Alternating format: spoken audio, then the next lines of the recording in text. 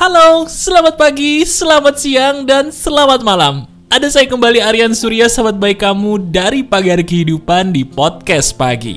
Nah, sadar gak sih sekarang kalau mendengarkan podcast pagi entah kenapa kita udah bahagia duluan ya? Nah itu loh maksud saya. Coba deh, sekarang kamu tuliskan di komentar sebuah perkataan positif apapun. Tuliskan perkataan positif apapun yang sudah kamu dapatkan dari Pagar Kehidupan. Doakanlah orang-orang yang membaca komentarmu. Nanti saya berikan hati sebagai wujud bangga saya kepada kamu sebagai sahabat Pagar Kehidupan. Terima kasih.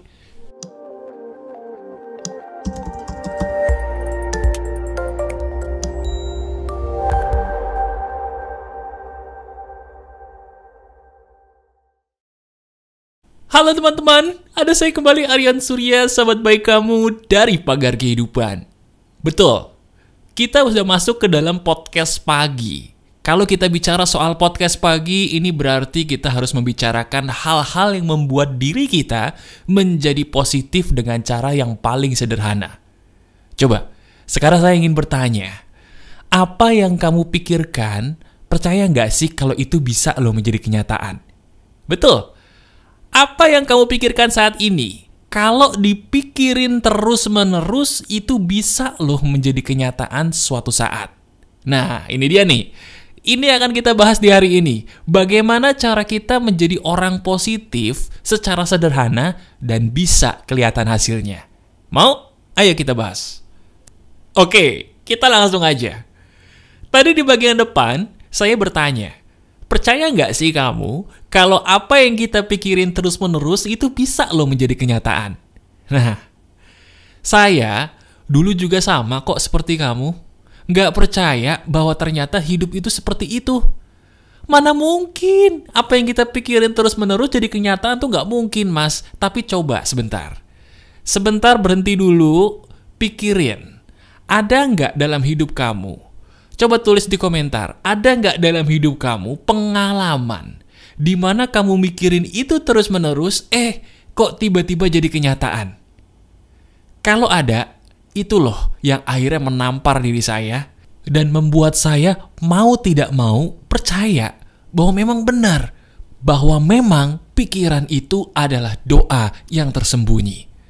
Sekarang, di video ini saya tidak akan menjelaskan bukti bahwa pikiran itu adalah doa, karena itu sudah pernah ada videonya ya. Tapi justru ini yang menarik. Di video ini saya akan menjelaskan kenapa tidak semua pikiran kita itu bisa menjadi kenyataan. Kenapa hanya pikiran-pikiran yang kemarin tuh kok yang jadi kenyataan? Itu landasan penjelasan ilmiahnya bagaimana, Mas? Menarik ya? Ini loh sebabnya. Tolong disimak. Jadi begini. Kalau kita memikirkan sesuatu, itu secara tidak sadar teman-teman, tubuh kita itu melakukan sesuatu. Tolong dengarkan baik-baik, saya ulangi ya, ini kata kuncinya di sini. Ketika kita memikirkan sesuatu, secara tidak sadar, ingat ya, secara tidak sadar, tubuh kita itu melakukan sesuatu. Apa yang kita lakukan itu yang akan membawa kita kepada situasi apa yang kita pikirkan menjadi kenyataan. Sampai sini jelas apa enggak nih? Bingung kan? Nggak apa-apa. Justru saya pengen kamu bingung, karena saya ingin ngasih bahan prakteknya supaya kamu jelas. Gini, sekarang juga, coba deh kamu praktekin gini ya. Pikirin satu jenis mobil, atau satu jenis motor yang paling kamu suka. Pikirin. Misalnya kamu suka mobil, misalnya Honda Jazz warna merah. Pikirkan Honda Jazz warna merah terus-menerus. Suatu saat tiba-tiba Honda Jazz warna merah akan lewat depan mata kamu. Loh, kok bisa, Mas? Nah, penjelasannya. Ketika kita memikirkan Honda Jazz warna merah, teman-teman, otak kita yang luar biasa hebat ini diciptakan Tuhan akan melakukan sebuah filter atau penyaringan supaya hal lain itu nggak usah dipikirin. Yang dipikirin cuman si Honda Jazz warna merah. Mata itu kan budaknya otak. Mata itu budaknya otak. Karena mata adalah budaknya otak, mata akan nurut. Otak bilang, nggak usah mikirin yang lain kecuali Honda Jazz merah. Akhirnya, mata kita akan secara tidak sadar mencari mana Honda Jazz merah. Ketemu deh tuh. Jelas gak nih? Nah, gitu penjelasan ilmiahnya. Masuk akal kan? Dan tidak ngeri-ngeri banget kan? Itu. Nah, sebentar Mas. Tapi kok itu kan berupa benda ya Mas ya? Bagaimana dengan sebuah kejadian Mas? Saya pernah mikirin sebuah kejadian pasangan saya begini. Kok tiba-tiba jadi kenyataan beneran Mas pasangan saya begitu Mas? Itu penjelasan ilmiahnya gimana Mas? Kok bisa? Nah, itu juga sama. Tapi itu agak lebih kompleks. Saya berusaha jelasin dengan bahasa yang paling ringan. Gini penjelasannya.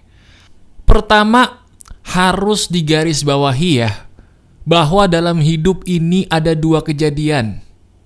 Pertama, kejadian yang kita cocok-cocokin, padahal sebenarnya nggak ada hubungannya, tapi kita cocok-cocokin, sambung-sambungin, sampai seolah-olah benar bahwa kejadian itu saling berhubungan, padahal enggak. Yang kedua, adalah sebuah kejadian yang memang benar-benar ada hubungannya, tanpa harus kita cocok-cocokkan. Nah, sekarang coba lihat kejadian yang terjadi. Misal, ada seseorang yang pernah curhat sama saya, Mas, dulu saya pernah bercanda sama pasangan saya, sampai jumpa di alam kubur. Bercandanya gitu tuh. Terus tiba-tiba bener Mas, 2 minggu kemudian pasangan saya meninggal. Saya nyesel. Seandainya saya nggak ngomong gitu, mungkin pasangan saya masih ada. Coba sekarang saya tanya kepada kamu. Iya, saya tanya kepada kamu. Apakah perkataan dari orang yang curhat kepada saya tadi tuh, itu bisa diterima atau tidak? Apakah benar orang itu bisa meninggal hanya dengan ucapan kita? Apakah betul orang itu bisa pergi dari dunia hanya karena ucapan bercanda kita? Bisa? Jawabannya tidak. Itu yang saya maksud mencocok-cocokkan padahal nggak ada hubungannya. Takdir kematian itu urusan yang maha kuasa, hak yang maha kuasa. Mau kita ngomong semoga panjang umur, kalau besok udah dipanggil, ya dipanggil aja. Betul nggak? Jadi, tolong, kalau dari setiap kejadian itu belum tentu loh karena pikiran kita. Bisa jadi bisa aja cocok karena kita yang mencocokkannya, bukan karena dari sana cocok. Itu yang dinamakan cocok logi.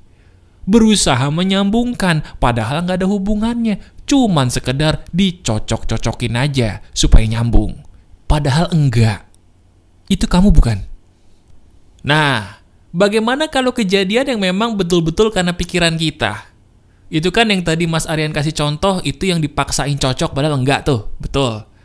Terus bagaimana yang benar-benar ada kejadian yang betul-betul nyambung dengan pikiran kita dan memang benar-benar cocok, Mas?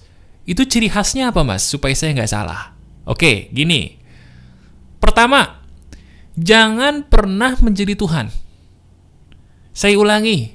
Kalau kita pengen menarik segala sesuatu, pikiran menjadi kenyataan, aturan nomor 1, jangan pernah menjadikan diri kita sebagai Tuhan. Titik. Artinya, masalah kematian, masalah kelahiran, masalah rejeki, itu hakimnya adalah Tuhan, bukan kita. Sampai sini setuju? Dari situ, kalau kita berpikir tentang kematian terus orang mati beneran, itu bukan karena kamu matinya. Kalau kita bercanda dengan seseorang tentang kematian contohnya, terus orang itu mati beneran, itu bukan karena kamu. Sebaliknya juga sama. Kamu berkata, besok kamu bunting, besok kamu hamil, besok hamil beneran, itu bukan karena kita. Itu karena takdir. Jadi aturan nomor 1, jangan jadikan diri kita sebagai Tuhan. Betul? Nah, dari situ, baru kita menganggap pikiran kita itu hanya sebagai usaha. Bener, apa yang kita pikirin bisa jadi kenyataan. Betul, tapi juga ada usahanya. Dan bukan menjadikan diri kita sebagai Tuhan. Contoh, diri kamu pengen ujian CPNS contohnya. Diri kamu berpikir, saya berhasil menjadi PNS. Kamu berpikir sudah menjadi PNS. Pikirin itu terus. Itu bagus, malah saya sarankan. Bagus itu. Karena ketika diri kita menganggap bahwa kita sudah lulus, diri kita memposisikan, ingat, diri kita memposisikan bahwa kita layak lulus. Ketika kita jomblo, kita memikirkan sudah punya pasangan, kita memikirkan itu dengan tujuan membuat diri kita layak dapat jodoh. Kelayakan ini loh yang akan membuat Tuhan itu memberikan apa yang kita mau. Saya ulangi, kelayakan akan membuat Yang Maha Kuasa mengizinkan apa yang kita mau jadi kenyataan. Selama ini kita pengen punya anak. Coba tanya diri sendiri, layak nggak kita punya anak? Apa kita cuma minta doang? Kita selama ini pengen jadi orang kaya, bagus. Tapi kita layak nggak jadi orang kaya? Apa selama ini cuma mintanya doang pengen jadi kaya? Selama ini kita minta pengen usahanya sukses, tapi tanyain, kita layak nggak usahanya sukses? Atau cuma minta doang, tapi kurang layak? Nah, bagaimana mas caranya supaya tahu kalau saya layak mas?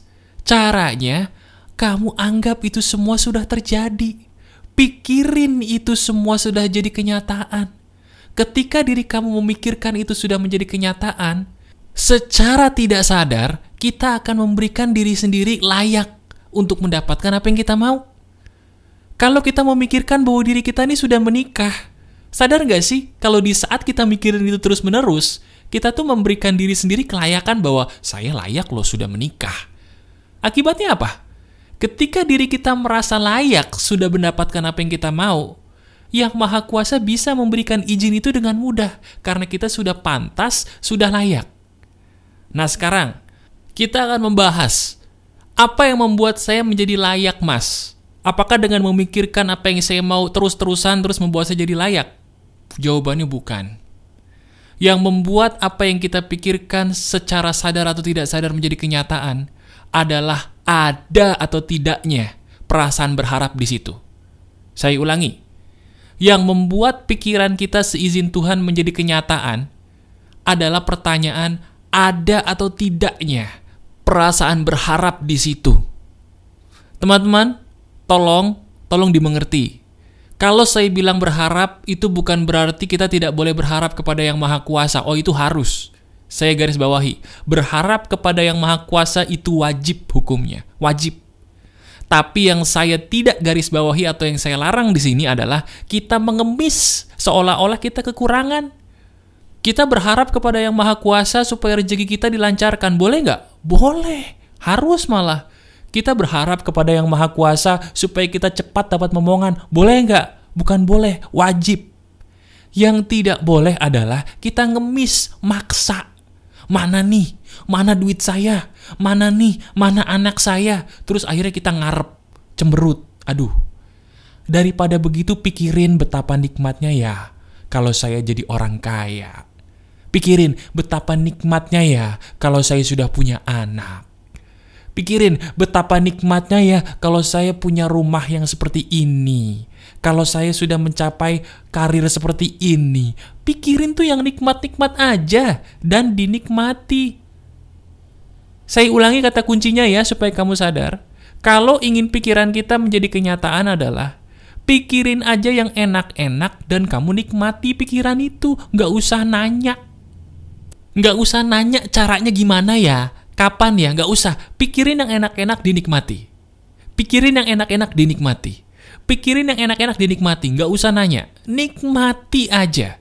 Kalau perlu tambahin kata terima kasih, alhamdulillah, puji Tuhan. Tambahin kata-kata itu. Semakin kita menikmati pikiran yang enak-enak, hati-hati loh. Hati-hati itu bisa seizin Tuhan jadi kenyataan. Bener. Coba deh kamu coba. Ya, kamu tes betul atau tidak perkataan saya. Nah, sekarang kesimpulannya gini. Kalau seandainya diri kamu takut pikiran buruk itu menjadi kenyataan, saya kasih nasihat. Tidak semua kejadian buruk yang kamu pikirkan, terutama tentang orang lain, itu salah kamu. Tidak. Ingat, di atas kita masih ada Tuhan yang berkuasa tentang semesta raya. Kita ini makhluk kecil, tidak ada apa-apanya dibanding kuasanya. Itu digarisbawahi. Jadi mulai detik ini, kalau diri kamu mikirin yang buruk-buruk tentang orang lain dan menjadi kenyataan, itu bukan salahmu. Kebetulan aja cocok. Yang kedua, kalau diri kamu pengen punya sebuah tujuan, udah pikirin aja tujuan itu sambil kamu nikmatin. Nggak usah nanya kapan ya, gimana ya, dinikmatin aja. sambil kamu berkata, terima kasih, alhamdulillah, enak pikiran saya, puji Tuhan, enak pikiran saya. Coba deh, apa yang kamu pikirin bisa loh jadi kenyataan kalau kamu tahu caranya. Praktekin ya, dan lihat hasilnya. Masih ada saya, Aryan Surya, sahabat baik kamu selalu dari Pagar Kehidupan. Tetap keep the spirit, keep sharing, and keep loving. Bye-bye.